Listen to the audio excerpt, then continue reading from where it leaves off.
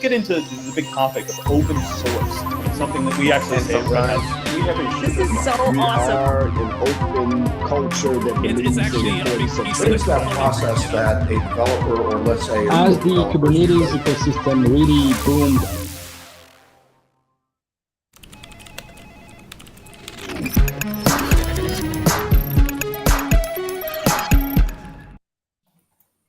Hello and welcome to this week's Ask an OpenShift Administrator Office Hour live stream. That is a mouthful that I have to concentrate on every week. Johnny, how many times have I borked that? 100% of the time. Well, what's the Napoleon Dynamite, right? 60% of the time it works all the time? Every time. That's right. Yeah. So hello, everyone. Welcome to February. Today is the unofficial holiday or pseudo-official holiday, I guess, here in the U.S., Groundhog Day. It is also my youngest daughter's birthday. So it's it's a great day to turn 8, I guess. So today is something that I think Johnny's been looking forward to for at least since we put it on the schedule about a month ago, and it's something that is interesting to me as I learn more and more about it. So Johnny, what are we talking about today?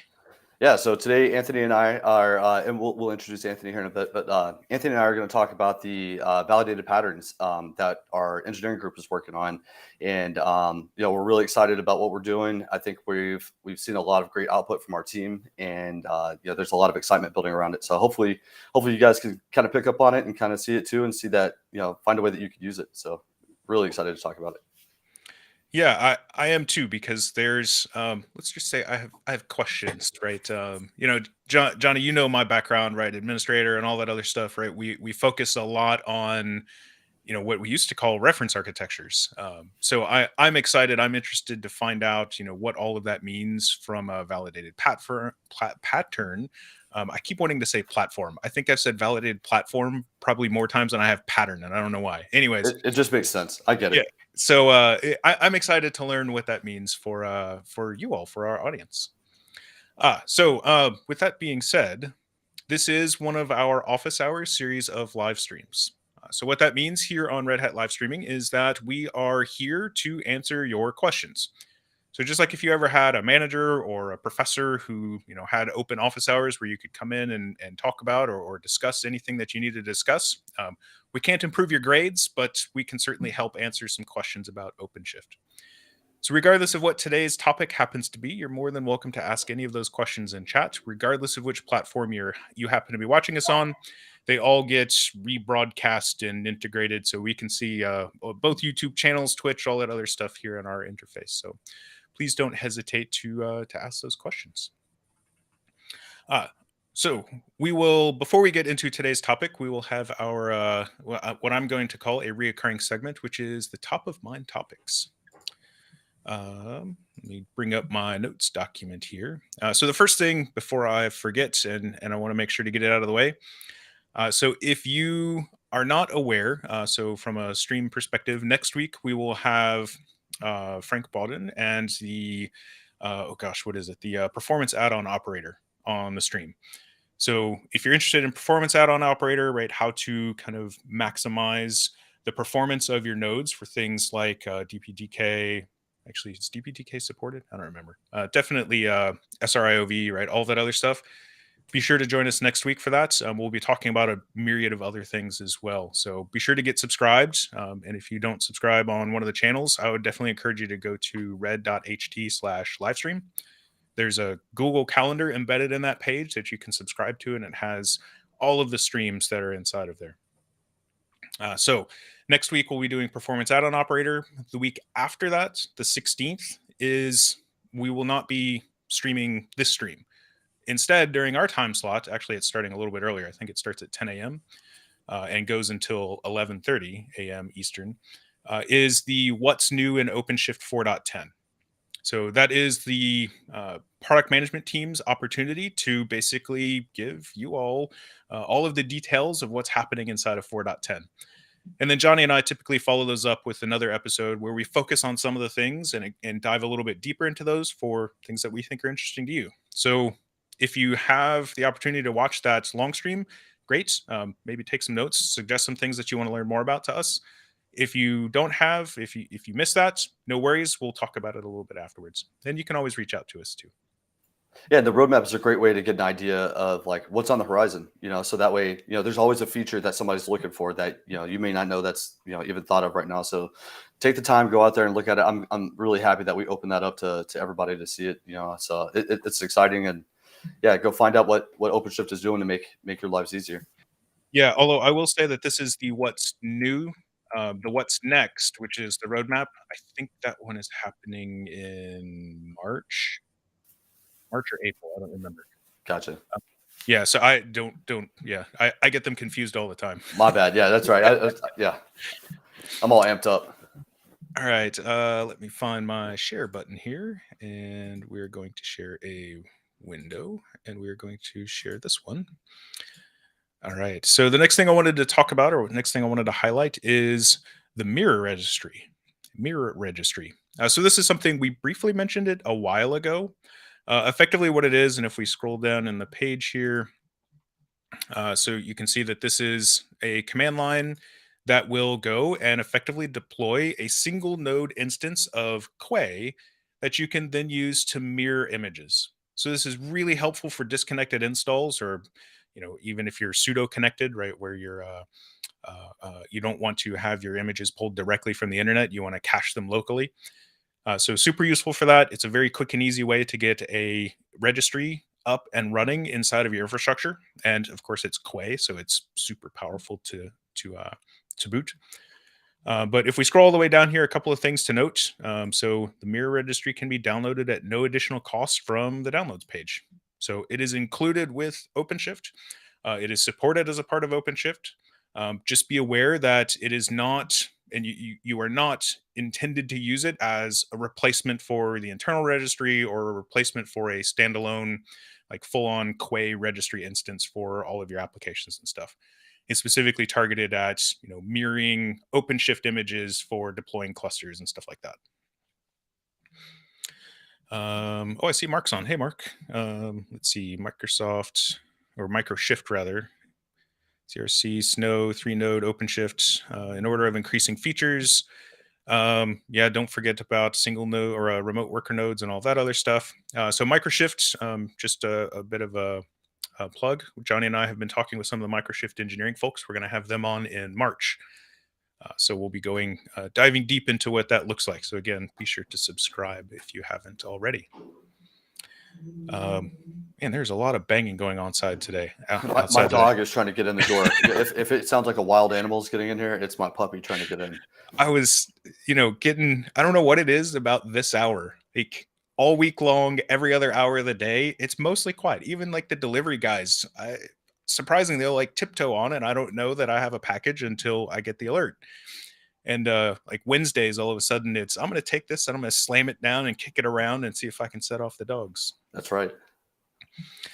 Following up from last week, and I think I've got it up over here somewhere. So last week we talked about the CVE 2021-4034. So this is the Polkit escalation. So I talked with a bunch of different folks, product management, engineering, etc., as a follow-up to that. One of the things that came out of that, and if we scroll all the way down, I won't say it was just me. It was field folks and account teams and all of that working with them as well. In the Red Hat Security Bulletin, oh, I forgot to publish this link. Let me do that real quick. Nope, got to find the right window. Here we go. So that is the mirror registry link, but we want this RHSB link. So in this Red Hat Security Bulletin, way down at the bottom under the FAQ, they added this question for what is the impact to OpenShift. So the abbreviated version of that is essentially the exploit is a quote unquote local exploit. Man, I cannot talk today. I cannot say my P's. Is a local exploit.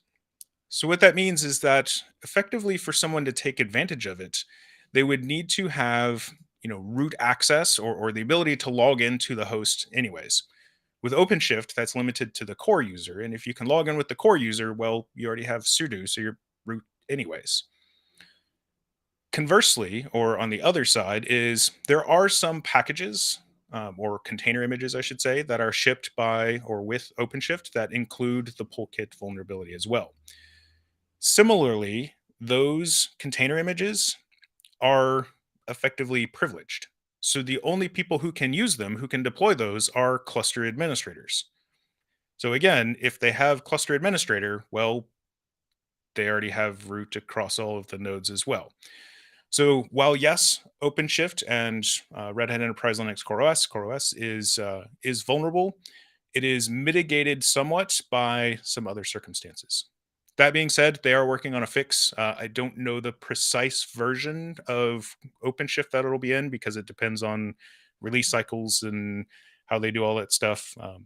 So hypothetically, and I'm sure anybody who's watched the stream long term knows of, like, let's say next Monday is 4.8. I don't know, 703. That might not get promoted into fast or stable. It might stay in candidate for other reasons. So it could be, the next version, 704, that would be the one that gets promoted into stable. So it's hard to say on this day with this version, you will have access to fixes for that. Rather, we just have to wait for those promotions to happen. All right. Tiger, can Raspberry Pi running Microshift be a worker node for a normal OpenShift cluster? I don't believe so.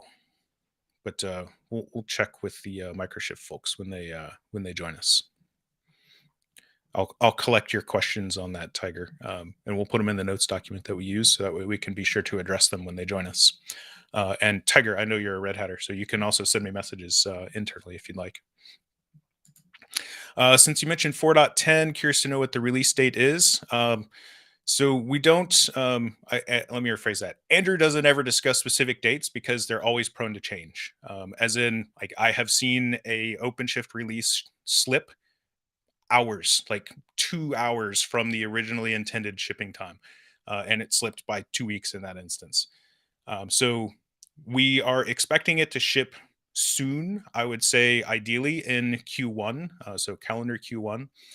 So you can kind of project that out. But remember that times are always subject to change depending on whether or not they find any last minute bugs and stuff like that. But the good news is I think January 31st was code freeze. So we're close. Let's see, looking through some of these others. Oh, kind of not super technical, but interesting. So I don't know if anybody else saw this. There's a Kubernetes documentary. Words are hard today. So part 2 was released earlier this week, or maybe Friday last week, which for me, it was a lot of fun. Not the least of which, because like this flyover in the introduction, it says Raleigh in like 2014. And it actually has the old logo here on the building. And then I think the next scene, it cuts to, Red Hat Tower. And now we have the new logo. So it was kind of funny for me to see them piece together the multiple clips and to form a full video. Anyways, we'll post that there. I did watch through it. Lots of really interesting stuff, a bit of my own history. I was actually at the very first CNCF meeting in New York City when they had it at the Times building. So it was super fun and super interesting to see the very beginning, or I guess that was just after the very beginning of Kubernetes. And of course, Red Hat was very involved from the very beginning. So yeah, I haven't had a chance to watch it, but it's definitely on the list. I should have caught up on it this weekend, but just got busy doing stuff around the house. How dare you have a life outside of work? I know. I shouldn't. Yeah, I shouldn't even talk about it. We should talk to your manager. I know. Yeah, Sachin, it was good to see Clayton. Yeah, Clayton. Clayton actually lives here in Raleigh, I think. So at my previous employer, we did a podcast and we actually had him on at one point. We haven't had him on here though. Maybe we should do that, Johnny. Yeah, that'd be awesome. Last but not least, one that this is kind of late breaking news, if you will. So they just did the press release for this. I don't think it's even like it's public, but it hasn't actually been linked from the press releases page. Let's check real quick. So it's not even on the press releases page, but it has been released. And that is, so Red Hat OpenShift Platform Plus entitlements now include OpenShift Data Foundation Essentials. So essentially this is I won't say an add-on, but basically it's an addition to that entitlement, no additional cost, where you can go in and add ODF Essentials, which entitles you to, I think it's 256 terabytes of capacity inside of there. So if you're using OpenShift Platform Plus entitlements today, you can now deploy ODF. You can take advantage of that shared storage, right, the local storage on your host for all of your PVC needs, up to 256 terabytes. No, that's really good news. And if you're not familiar with the Platform Plus, it comes with a lot of the big things that Red Hat wants you to use, right? ACM, I think ACS is in there now. ODF, that's really great. So I think that it simplifies the subscription purchasing and all that, and helps people get up and running without worrying about licensing or whatever. Yeah, it's I know my team. There's several folks who are working on like environments and stuff like that for Red Hatters to be able to get hands-on with all of the products, all of the things in OpenShift Platform Plus, so that way it'll be an easier onboarding thing. So for any Red Hatters who are watching, very soon we'll have those environments available to you. I'm just looking. I don't think that I don't think my links are coming through. I'm pasting them onto YouTube, the OpenShift YouTube channel, but I'm not seeing them. I don't come see through them. All right, I will put them into Twitch then, but rather than me trying to do that and talk at the same time, I'm out of top of mind topics. So, Johnny, what? Let's talk about some validated patterns. Yep, for sure. But real quick, I'm going to answer Sachin's question. The inclusion it's to simplify the purchasing of subscriptions. Really, it's so that you don't have to worry about buying like 8 different SKUs for the products that you want to use. It helps give you a single SKU to order to get what you want, right, in like a single shot. So it helps simplify that workflow. That's really most likely why they're doing it. But yeah, validated patterns. So I've got with me the man, the myth, the legend, Anthony Herr, and he's a product manager for the validated patterns team. So I'll go ahead and have Anthony introduce himself and kick us off. Thanks, Johnny. My name is Anthony Herr. I'm a product manager in the office of the CTO, focused on Edge and these validated patterns. So our validated patterns initiative started about 1.5 years ago, and we've been working towards bringing up a number of use cases into the library. I'm extremely happy to have Johnny on the team. I've been with Red Hat for about 5 years now, but this is a fantastic initiative to showcase real world solutions, or at least the framework for those solutions, into a reproducible architecture. And the framework is what we're working on. So I'm happy to talk about it and happy to support you on this, Johnny. All right, and awesome. Happy to be with you, Andrew. Awesome. And we're very happy to have you. So Johnny, I don't want to steal your thunder. So I do have a question up front though. Let's do it. Yeah. So awesome. We've used the term validated platform, right? And I think in the social media posts, I was making some pokes about, that sounds an awful lot like a reference architecture. Mm-hmm. So we have reference architectures, things that we actually call reference architectures from our partners. I'll dig up the blog post. There's a blog post that has a whole list of those from primarily our hardware partners.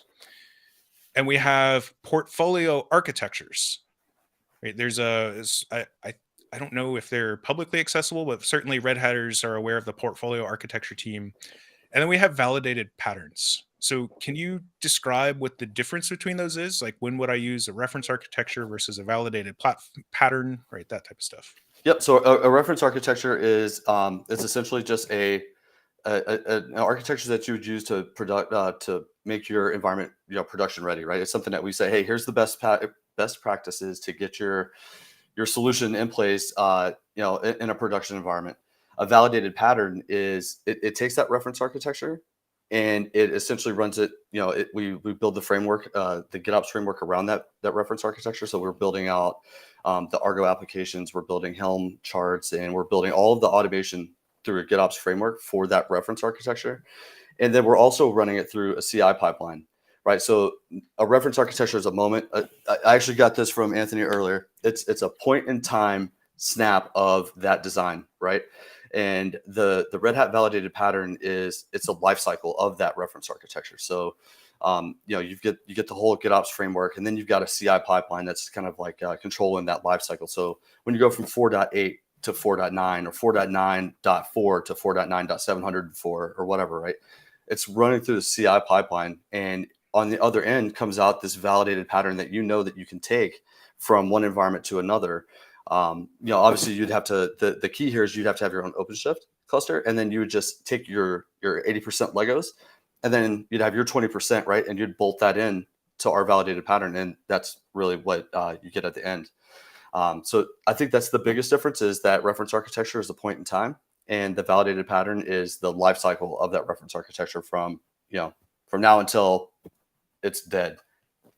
Got it. And so you and your team are responsible for effectively the continuous update and revalidation of those. Yeah. So what we do is there's a CI aspect, or there's a QE aspect to our team. And so once we've got it in Git and we've said, hey, thumbs up, it runs through the QE team. They run it through a CI pipeline. And then, once that comes out, that's really the 8,000 foot view of the oversimplified process, right? We build it, deploy it, send it over to QE. QE does it, runs it through the CI, and then they run the continuous integration to make sure that, it works, or if it breaks, then it comes back to us. We figure out what happened, and then, rinse and repeat. So I don't know the answer to this. So I usually, what's the thing about being a lawyer? Never ask a question you don't know the answer to. I know you're on, you and the team, you're on the engineering side. Yep. And I hear you mentioning, CI and QE and all that. Does that mean that these are supported? Like if you deploy using this pattern, it is a supported pattern? I'm going to defer to Anthony on that question. The products themselves are supported. Yeah, the Red Hat products themselves are supported. But as far as the pattern, right, there is an aspect of it that is, it's community, right? It's a community project. So, it kind of comes with those restraints or whatever, constraints, if you want to call it that. Like it's when we can, But Anthony, I'll let you answer that better. I'm not sure if it's better. In this case, there's an aspect of validation, and that's what we're including in here. When you had asked earlier, what's the difference between all these different offerings? A lot of the things are the same. Ultimately, they're just a reference of a solution. When we're looking at our side, if you have a problem with OpenShift inside a validated pattern, OpenShift support will take the call. So you shouldn't worry that you're not going to get support on this. We're doing the CI testing to try to forestall some issues coming your way when going from OpenShift 4.9 to 4.10 as you upgrade the stack, as well as all the minor components. And the things that don't always get tested are connecting from Kafka through the API chain to all the different services in these patterns. So that's what we're trying to do within this validation stage. Will it be supported? All the products inside a validated pattern right now are all Red Hat products, because we're only delivering, as Johnny said, 80% of the solution. The top 20% is going to be partners, system integrators, consultants, and the hardware is obviously not Red Hat either. So we're relying on external forces to surround the validated patterns to make them work for any customer. So all the Red Hat products, everything inside that we support, we will support whether it's in a validated pattern or not. We're just going that extra step to make sure that it's a nicer solution for you to build upon. Yeah, and so that's I like thinking about it that way. And the reason I say that is because we see fairly frequently, and I'm sure you see them as well, emails internally where it's, I have this matrix of things that I've added to my OpenShift. How do I know that service mesh version X and OpenShift virtualization version Y and featured like all of these things all work together? And it sounds like the validated pattern team is effectively doing that, right? Making sure that everything plays nicely together, that it's going to continue to function as good or better after the upgrade as it did before the upgrade. Right. And a good example of that, right, is when the API extensions were deprecating, right? So we would have caught that. A really great example actually is last week, OpenShift GitOps, the operator went out 1.4.0.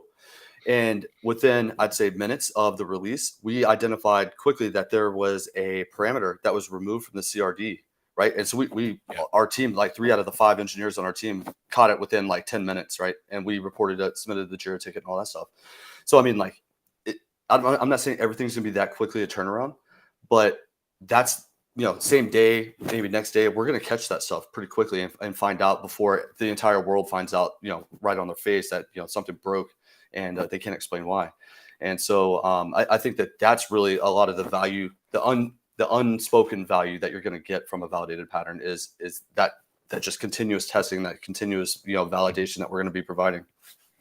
So Orwin asked a question here, and I'm going to expand on it a little bit, and I think we'll answer it kind of in the flow. And that is, what is that validation process? What does that look like from kind of inception to delivery? And Orwin's specific question is, is performance benchmarking a part of that? Performance benchmarking, I do not think on the medical diagnosis specifically, it's definitely not part of it. There might be some of it built into the industrial edge pattern, but if it's not part of the original architecture, then it's probably not going to be part of the initial pattern build out. But from the way it goes from inception to deployment, and Anthony, please chime in, QE or QN if there's something else that like I'm missing on that. But from inception to production, really, it's like we get this reference architecture or this POC that was delivered to a customer or a solution, and we take that and then we decouple, if it's written in Ansible or if it's written in Shell or if it's, there's like this hodgepodge of, both, right? What we'll do is we'll decouple that from the original repo, and then we'll start converting into Helm charts, right? We'll create Kubernetes manifests, and then we'll start applying through ACM if it makes sense to apply through ACM, or we'll definitely apply through an Argo application, and really start testing out piece by piece, right? And then automate piece by piece, and then essentially, we'll just tack on to each of those Legos, right? And we just keep building onto that block to where we have an entire workflow that goes from, okay, I've just pulled this from, stable, and then here's your route, and you go and you click on the route and it's got your data and it's got the app and everything. So it sounds like, and it may be easiest if I don't know if you have like an overview or a view of what one of the patterns looks like, but it sounds like you're not telling people, here you have to deploy an OpenShift cluster that has 3 control plane nodes with these resources and 6 infrastructure nodes with these resources, and then n number of compute nodes to run these workloads. Rather, it's deploy your cluster sized according to your workload, and once the cluster is deployed, here is the GitOps repo. Here's the implementation to go through and configure everything. That's 100% correct. That we're not in the business of telling you how to build your cluster, right? Like if you need ODF, right, there's restrictions that come with ODF, right? You have to have X amount of compute. You have to have, ODF is a big operator. So, you have to have a lot of CPU and a lot of RAM, obviously a lot of disks and stuff like that. So there are those aspects where, like you said, you have to be ready. Your environment has to be ready. And then we just lay down the pipeline on top of that, and then it goes. And we do get into that a little bit. It's more of a high level from an application standpoint, but not necessarily on the OpenShift side from an architecture. But like I said, it doesn't matter. As long as you have the resources that you need to run that workload, we don't care. Got it. So kind of to Orwin's question, circling back and answering that indirectly, it's the performance is whatever you configure the cluster to be. Mm-hmm. Right. And you mentioned the medical imaging one, you mentioned the edge validated pattern. So I'll pick on the medical imaging for a moment, right? I would suspect that your cluster, deployment is going to look very different if you're doing 1 image an hour versus, 100,000 images an hour. Right. So basically the patterns team doesn't address, maybe there's some basic requirements of, hey, you need this much to achieve this goal, but, or this many nodes of this different type, or I don't know. I'm curious to see. I know you said you had a demo, so I'm curious to see. Yeah. So what I'll do is I'll start the demo because it's going to take a minute. Okay. And then my dog is whining because he went in. All right. So I don't know if you can see this. Is that any better? It's a little small, but that could be because yeah, that's better. Okay, cool. So I'll make it ginormous. All right. So essentially this isn't like a requirement, but the way that we've done this to help kind of simplify the delivery is we create a make file, right? And inside the make file, it has everything. We have a README that has all of the directions. But if you've done Helm or anything like that before, we have a values global, which is essentially like, your global values. So all we're going to do is run a make install. And this pattern in particular is the medical diagnosis. And so it uses a combination of ODF, Grafana. There's a bunch of operators that get deployed, but it's also right now a combination of Helm and Argo. And then there's a little bit of Ansible for some of the imperative commands, which we're running on, or we're working on completely converting into OpenShift jobs. So that way it's completely declarative and we don't have any imperative things going on. Mm-hmm. So I'm just going to run this. Actually, I'm going to export, make sure I'm good to go. And then I'm going to run. So while Johnny's typing, Anthony, how does an architecture or an implementation, I guess, right? So how does it become a validated pattern? Does that mean that a customer has adopted it? Does that mean that, we're, for lack of a better term, like inventing this as an example of how to do something? I'm curious about the kind of before Johnny starts work on this, how did it come to be? It's a great question. We hear this all the time. The patterns themselves, we think of things in terms of kind of scaling up. Anyone can create a pattern. You don't have to be at Red Hat to generate a pattern.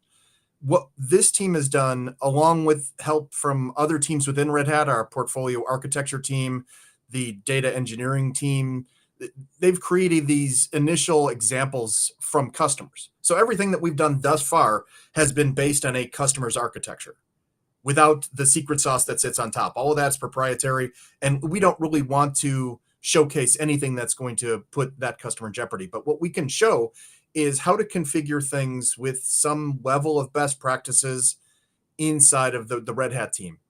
These are not science projects. They're not something that's just off the shelf and, we want to highlight this. Our goal is to highlight what customers have been deploying.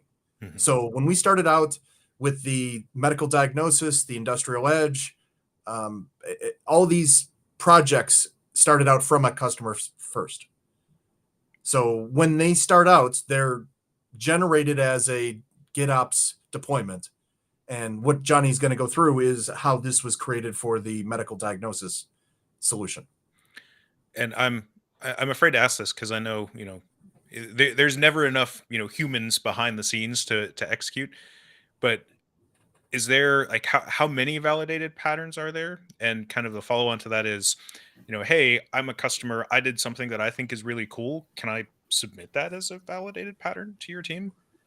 You can submit that as a pattern. And depending on our ability to take it into house, then we can make that a validated pattern. So the distinction is we have different sites. And I know that I talked to Johnny about this earlier. We have different online locations. One that is our Red Hat GitOps pattern, which is specifically around everything that we have validated. And then there's a hybrid cloud GitOps pattern, hybrid cloud patterns.io. And we'll put the references in here. And that location, anyone can put a pattern on. We're also working with partners to be able to deploy our patterns and their third-party solutions at the same time in the same GitOps workflow. So we can talk about all of this. There's lots of areas to get into. I want to make sure that we have time for Johnny's presentation. Sorry, I went on mute. I'm sitting there like, my bad. So what we're seeing here is like, this is just the initial build out, right? So this is the Argo, the OpenShift GitOps operator deploying. And so what we do is we do an OpenShift GitOps, which is cluster wide. And then we deploy a data center level GitOps operator. And what that does is that deploys everything at like the data center level. And so what you'll see is you'll start seeing all of these operators popping up here in just a second. So you'll see like Open Data or Open Data Foundations, Open Data Hub, Grafana, OpenShift Serverless, AMQ Streams. There's going to be all of these operators that start popping up. And once they do, I'll kick over to Argo, and then we'll look at Argo from the application side, so that way we can kind of see it going through. But OpenShift Data Foundation takes so long to come up because Nuba has to come up and it has to do some validations, and then the OCS operator, it actually doesn't complete until everything completes. So, and by the way, the cool part about this is we've just been sitting here shooting the breeze, and all I typed was make install, right? So that's something to remember when we talk about simplicity and ease of use, right? I typed make install, and we're getting all of these operators popping up automatically. You know, all the routes are being created, all the things that we need to make this application operational. It's all automated. You know, so then now what this means is when you come in and you have a cluster, or when we come in and you have a cluster and you take this framework, you take your 20% or your 25%, and you're the last mile, right? You plug your nuts and bolts into this framework, and now you've got a full solution that has meaningful impact to your organization. You know, and I think that that's where, you know, at least for me, when I get excited, that's when I'm getting amped up thinking about this, right? Because I was in consulting for 5 years, and there's so many times that we've deployed OpenShift from 3.11, you know, I mean from 3.4, 3.3 to 4.10, you know what I mean? Or 4.9 rather.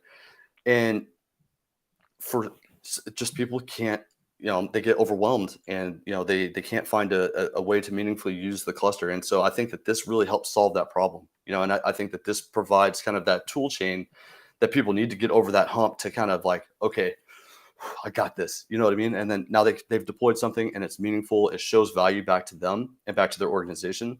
And then it helps them have that base layer that now they can build on. It gives them like a legit framework that they can like truly build on, and then be part of a community that they can distribute back to. And then everybody can build on it. You know what I mean? So, I mean, it's just this, it's the idea of helping everyone. And, you know, but it's not just charity help, right? It's like legitimate help that's going to, you know, it's going to bring you value. Yeah, and I was just looking at so I posted a link to the hybridcloudpatterns.io, and there's hyphens between hybrid and cloud and patterns. So I was looking at the site, and there's you know, basically documentation around each one of these, including there's a very nice architecture diagram, logical diagrams, and all of this other stuff that go into a lot of detail inside of here. And I do see kind of what we were talking about before. There's cluster sizing suggestions around like different platforms that it's been tested on, and different like node counts and instance sizes, instant types rather. So yeah, I was cognizant of this website. I had not actually looked at it in depth, and there is just a wealth of information here. I keep going to the wrong Argo. Hang on. I'm getting all excited. I'm sorry. I've got myself all pumped up. Don't forget that the hybrid cloud patterns is the upstream pattern site that anyone can go to and submit queries to. There's also the Red Hat validated it's easy to get confused on these sites. I'll pop it into the chat as well. That's where our validation comes from. Got it. Yeah, please do if you have the link. Oh, sorry. And yeah, so if you're familiar with Argo CD, you know, this is what we this is what we're showing, right? Like each one of these represents an application, an Argo application. And you can see the repo, it's going out to GitHub, it's going out to our repo, and then the repo, and then a branch, and then it's pulling in the Helm charts, and it's deploying the Helm charts all through Argo. And so it's going to go through, and it's going to loop through, and it's going to deploy all of these resources. And then when it's all done, when my little scripty is done running in the background, then we'll go hit the links for Grafana, because that's really the dashboard for the medical diagnosis. And what's going on in that is, from a architecture standpoint, we're going to run just scale up a pod. And what that's going to do is it's going to sync images, X-ray images, from an S3 bucket via Nuba, you know, because it's S3, but it's like Nuba backed from ODF, and it's going to push it through an AMQ pipeline. And then so AMQ and then serverless and all that stuff is going to happen, and then it's going to display like the pictures of the X-ray, but it's also going to run some statistics, and it'll give you like the risk assessment, like the standard deviation and all that. So you get a bunch of information from the images that are coming in, the images that are being processed.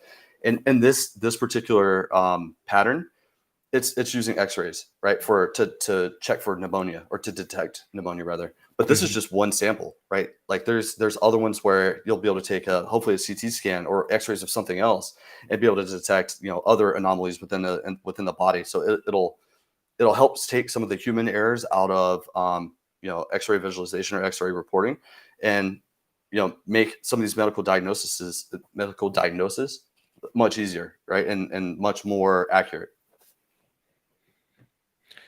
And it just out of curiosity, the validated platform or pattern rather, man, I really got to stop saying platform. The validated pattern, it doesn't have to be used with this specific application. Rather, it's kind of a, yeah, yes, we're showing it and it's tested and validated using this application. But really, it's all the parts and pieces that go into that. And, it could be a different application that's doing maybe something similar, using the same bits. Yeah, 100%. So the idea is that it's Legos, right? Like it's modular. So each one of these things, right? You have your ACM, that's one component of it. You have ODF, that's another component. Mhm. The 20% in this regard would be like the image generator and the image server and demo, right? Where everything else is a Red Hat product. And so, that those three things, there might actually be four. I might be misremembering, but like those 3 or 4 things, right? That's gonna be that 25% that you're bolting on, right? That's our nuts and bolts that we're putting into this pattern to make it, meaningful to us, right? Yeah. But everything else, it's modular. They're built to be individual repos, and so they're reusable, they're composable. Like it's all the good stuff about automation and OpenShift and GitOps, kind of like all wrapped into one. Yeah, Christian, yet again, he owes us a check for all this GitOps. I know, man. I know. We should get like free Argo shirts or something like that. Argo tattoos. I don't know. Actually, Something I do have an Argo shirt. So I see Jacob asks, is it possible to have 2 network adapters on control plane nodes in terms of network redundancy? So yes, you can. Basically, what I would suggest in that case is to create a bond with those 2 network adapters. So if you're doing UPI or a non-integrated install, right, bare metal install, you can boot to the, you can either do that through kernel parameters, so kind of the afterburn kernel parameters to set that up, or you can boot to the live ISO and configure that using NMCLI or NM2E. And then when you install CoreOS, so CoreOS installer -- copy -- network, excuse me, and that will apply that. IPI, it's going to be harder. So IPI, you can't pre-configure the network for those nodes. So essentially what you would have to do is, if you're using OpenShift SDN, day 2, you could use something like NM state operator, which is tech preview right now, to reconfigure that interface. So go from a single interface to a bond or something like that.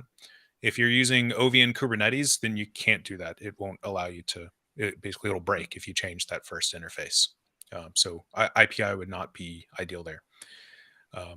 Yeah, I don't think, if you have 2 network adapters that are on the same network and both have an IP address, I don't think that would work, because etcd is configured for a specific IP address for each one of the nodes, and it would take whichever one comes up first. So, Jenny, I know you're watching your Argo there. I don't know if you had any thoughts on that. No, I feel like that's right. I think etcd is going to bind to the. I think it truly will bind to the first address that it gets, right? Yeah.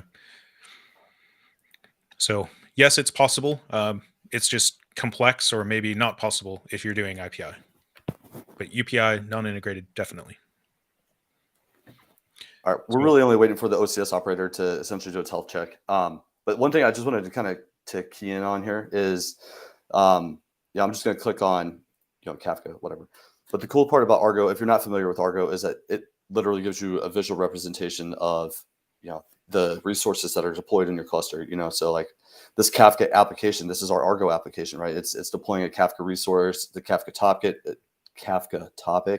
the routes, and then each one of those is pointed to a service, which is pointed to a pod or whatever. There's just all this cool stuff that's happening.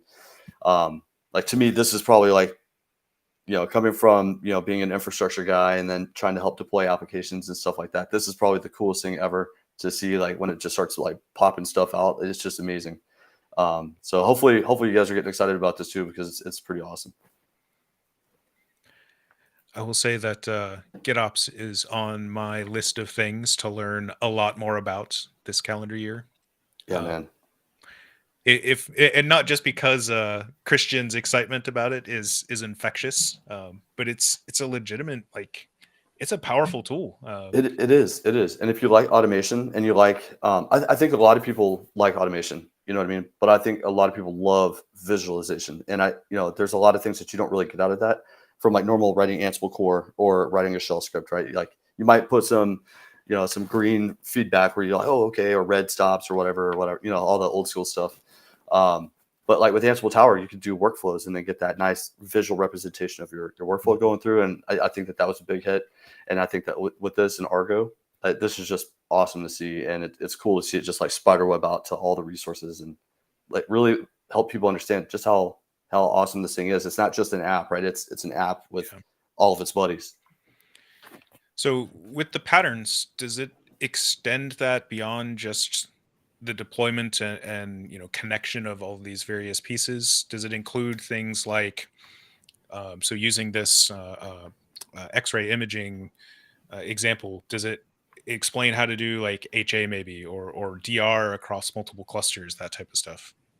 No, I mean, honestly, not yet. If that was something that was like, I'd say on the roadmap, then yeah, we definitely would. But I think initially it's really just taking that initial repo and then decoupling it and making it into a GitOps pattern.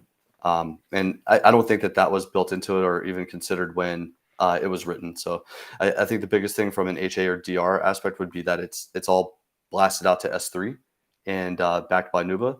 And so, or backed by ODF rather. So there's some of that, but it's not like multi-site or anything as far as ODF is concerned. Okay. That kind of makes sense. Because each application is going to be different and have different requirements. We've talked about this before here on the stream. With each one being different, it means that there's going to be different methods of recovery.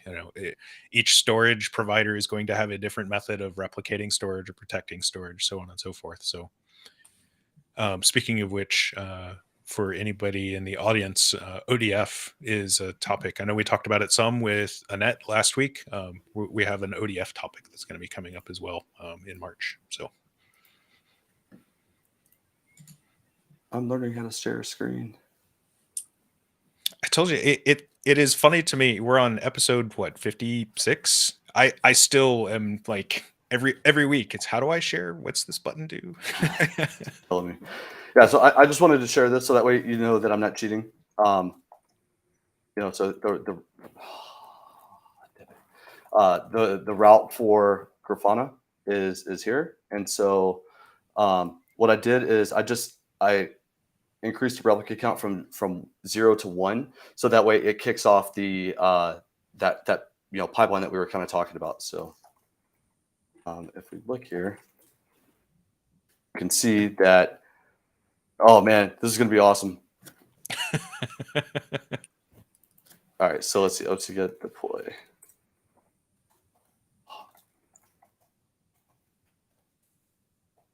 It's funny. I ran this like 4 times back to back, and it went through every time. And so naturally, as I'm doing this,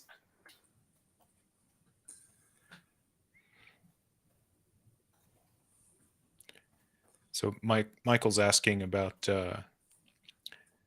looking into OpenShift platform for the first time. Thank you, Michael. I hope it's everything you want it to be. Is the monitoring aspect comprehensive enough to execute an Ansible command if a criteria is met? So yes, effectively you would use Alert Manager, which is a part of Prometheus, to trigger some sort of alert to go out. And if that includes going to a third party or an external system to trigger some other automation, that can absolutely be a part of it. So Terrence is lauding, this is awesome. So he's saying that it's a great resource, and I agree. Anthony, did you have by chance? I'm sort of looking at the chat here. Did you by chance happen to have that link for the validated platforms instead of the upstream patterns? I included both in the chat a little bit earlier up. You might be able to see it. Got it. There are some, just to point out a couple things, we're increasing the framework over time. So there's small things that we're starting out now to be able to make this more consistent, as Terrence is saying, to make it consistent for people to deploy if you're deploying the same thing over and over again, multiple sites. But Johnny and I were talking earlier on the fact that there are several parts of the framework that as we move forward, that will be increasing and adding value. Dealing with sealed secrets, dealing with Vault, Those sorts of things may not be in the framework to start, but those will be adding value to others that want to take that same base framework. And the way that we're doing this from the validated pattern side is that when we created the industrial manufacturing edge, or this X-ray, the medical diagnosis solutions, they're using a common framework that we started with, and we're including that in our CI so that it's being tested. But there are changes happening in that common framework so that we can add in Vault or sealed secrets over time, and they'll be backported into the older patterns or the validated patterns to bring them up to speed over time. But we're trying to do things in a more methodical way so that we're not just constantly being updating and causing disruption at customer sites if they decide to deploy these. You're kind of flirting with the edge of something there, which is I really really like, and that's, I know most people don't see this, but internally, because I'm adjacent to the OpenShift product management team, like we see your team driving a lot of roadmap stuff that's happening across OpenShift, and to me it's really cool that you're creating these things that are effectively, to quote the name, it's a validated, like, yes, you can do this, and checking and making sure and finding all of those little errors and all of these little incompatibilities and inconsistencies that normally we would have to rely on. Unfortunately we'd have to wait until a customer tries to do it, right? And now y'all are finding those like way earlier in the process, so that's really cool to me. We appreciate that. I mean, this is we are a customer in this regard, taking customers' configurations from external, making them validated solutions inside the company, and using those to constantly test all our products working together. Because we're focused on business solutions and not just individual product solutions. I mean, as much as they are incorporated, we're looking at what the business value is for a customer to deploy this from a hospital's perspective, to reduce the number of doctors that they need to see a patient's X-ray, because they can do some AI on that X-ray and see what the likelihood that they have pneumonia or sepsis or other diseases associated with it. So there's some really cool stuff here. That's a really interesting way that you put it. Of you are effectively a customer for all intents and purposes, and very much to your point, the product management team as a whole, they quote unquote own OpenShift and all of the features and functions on top. But ultimately, each one of them is only responsible for a small piece. And even me as a tech marketing, person, I only own or responsible for a couple of those pieces. So it's hard to see, it's hard to get that, basically confirmation, validation again across, the big, large swath of all of the things that are happening inside of there. So yeah, I make no secret about it internally or externally. I love the work y'all are doing, and not just y'all, but also the portfolio architecture team, right, and all of that other stuff. And that's certainly not to discredit the work that our partners do with reference architectures or anything like that, but it's super valuable. There was a slide, I know we were looking at presenting some things, and one of the slides that we had was that we're part of like a three-legged stool, and the portfolio architecture team and the data services team that put together several of these examples, and our customers and our partners are all contributing to this to make all our products better. Yeah. We focused, I mean, the reason that this came about is because it was a project on the Edge Initiative Leadership Team, the ILT, that is across the entire company. So breaking down silos so that our products work across the different barriers that we just look at individually. So it's our approach, and it's why I'm so excited to be part of this. Well, that and working with rock stars like Johnny and Lester and Martin and Andrew. I mean, all the folks on this team are just stupendous. I mean, I can't say enough about this team, but anyway.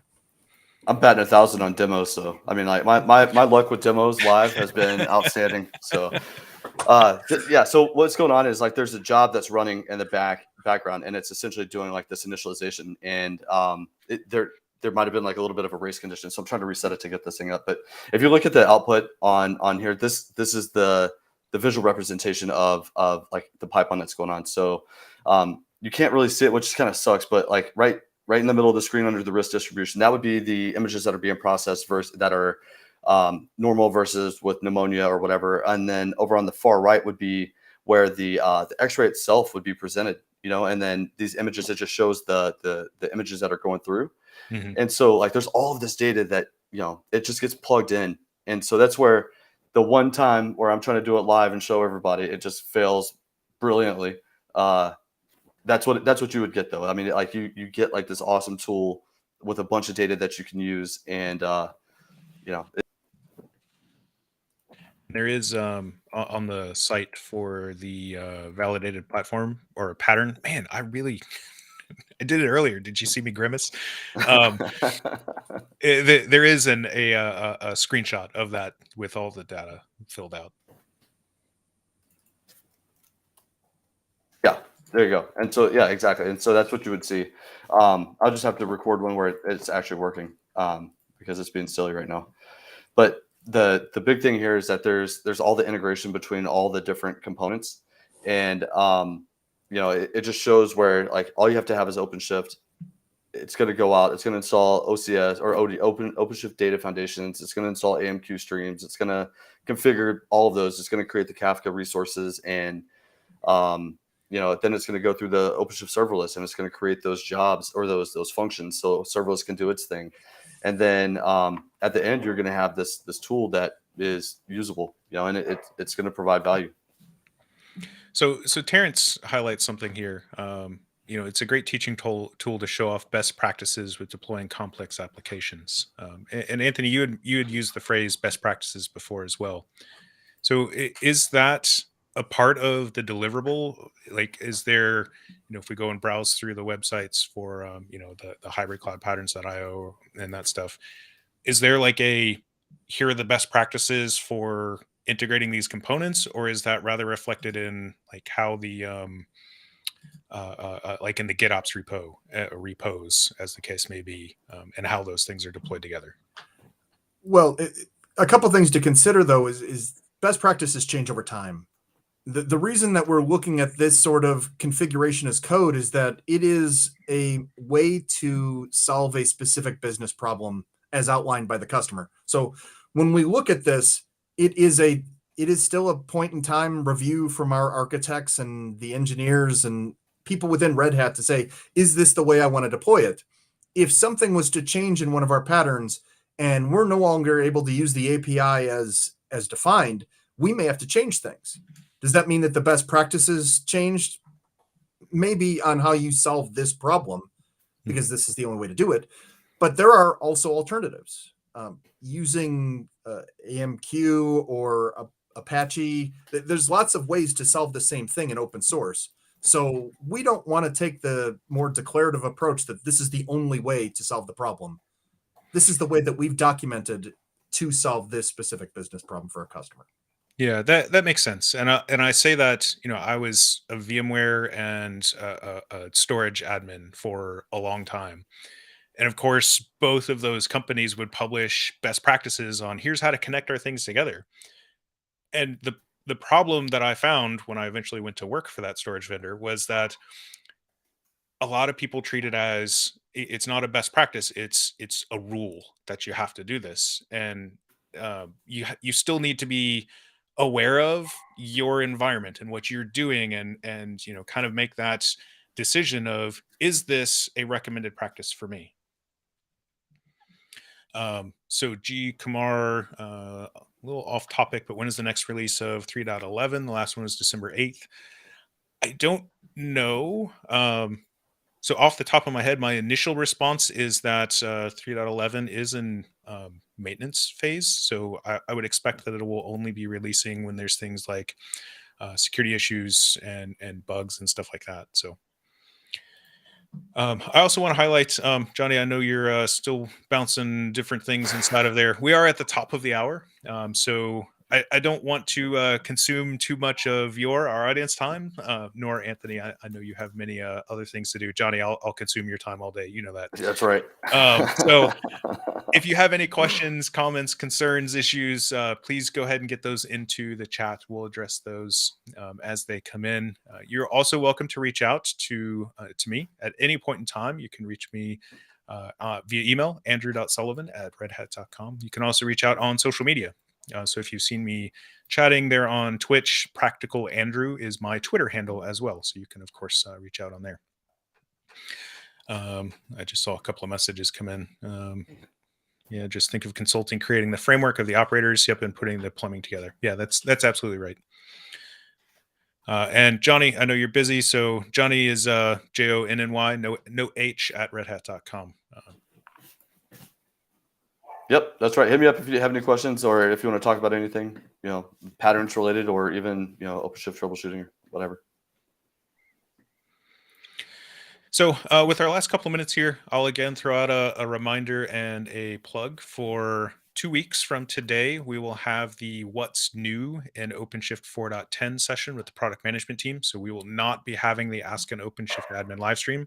That being said, I, along with several of the other folks here on Red Hat live streaming, will be on that stream, and we will be here to answer questions. So if you have any questions about features, functionality, that type of stuff, you can ask them here. If we don't know the answer, and even if we do know the answer, we always shuttle those over to the product management side as well. So that way they get a full capture of all the things y'all are interested in, whether it's internal or external folks.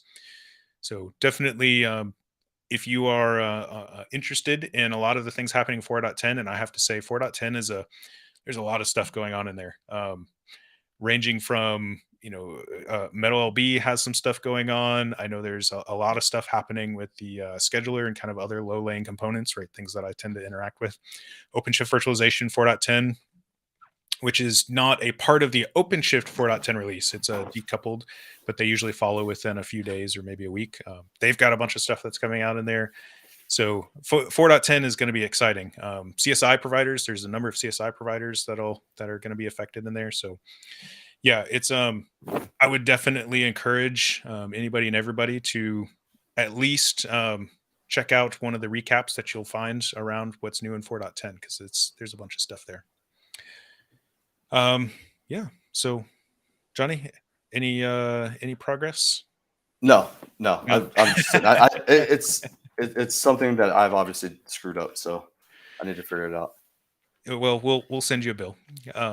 Please do. Maybe you should send me a bill. I don't know. All right, so I'll relinquish my Get Up shirt this week. we'll have to talk to Christian and see if maybe we can get one of the Argo shirts sent to you. Damn right. All right. Awesome. So to our audience, thank you so much for joining us today. We really appreciate it. Again, if there's any questions, anything that that comes to mind after you're viewing this, I know that we get a lot of views on the various YouTube, Twitch, people watching not live. Feel free to reach out to us via email or social media. Anthony, thank you so much. My mouth got ahead of my brain there. Thank you so much for joining us today. We really appreciate it. Like I said, this is one that I was looking forward to. I know Johnny was looking forward to since we put it on the schedule a month or so ago. So thank you again. It's been a pleasure. Yeah, it's we're a friendly group here. We're pretty laid back. That's right. We have a good time with it. I'm glad it went down, because stuff does always go wrong, especially when it feels like I'm driving. But it just goes to show that there's just little things that you can tweak, and then once we get it perfect, it'll be in this tool, and it'll be perfect all the time. Yep. So Johnny, I'll give you the last word.